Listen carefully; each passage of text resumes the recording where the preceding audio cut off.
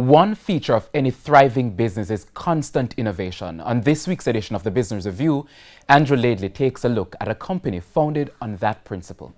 It started out as an enterprising idea to help persons clean. That idea has since mushroomed into an island-wide business spearheaded by a small research firm called Mendelevium. The innovators Andre and Tamara Lynch first brought Glory Smart Gel to the market 6 years ago, a local liquid detergent designed to rival imported brands. The couple is confident that their innovation secured its place as a top brand in the market. Now they're aiming to capture an even larger share of the market. We were able to take just over 1% of the market with Glory Smart Gel in a very short space of time. And we have priced Free and Simple lower than Glory Smart Gel, and we put it right in the market for people where everybody buys soap.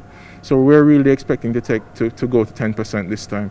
We wanted to go 10% with Glory before, but we realized that the price was a problem, so we're able to bring that price down. So we're really going to be aggressively driving for that 10% of the market over the next 3 years. Mr. Lynch admitted that the first detergent had some limitations, but after going back to the drawing board, he says the new detergent has ironed out those kinks. We got to a point with Glory where we could not make the gel any stronger.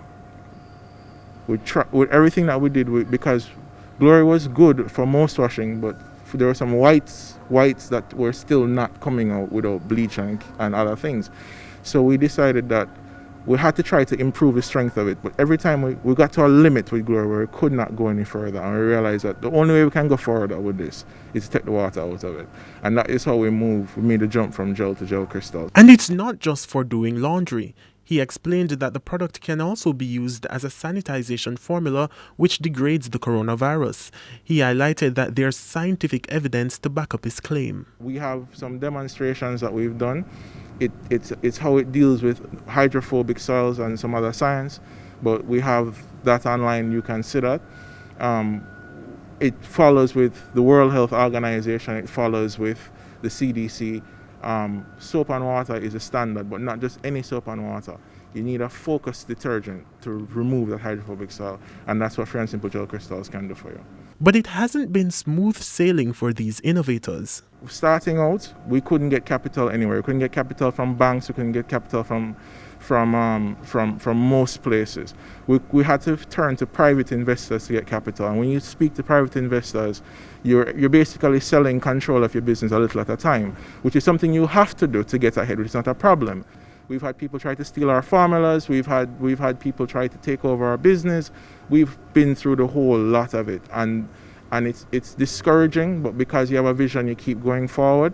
He's making an appeal for the government to create more avenues for researchers and innovators to raise capital without selling their ideas to business sharks. Every year, some young innovator in Jamaica gives up on their dream and goes to get a job somewhere. And it's Jamaica that loses when that happens. It's an opportunity for Jamaica to make something that it imports $2 billion of itself right here. Andrew Laidley, TVJ News.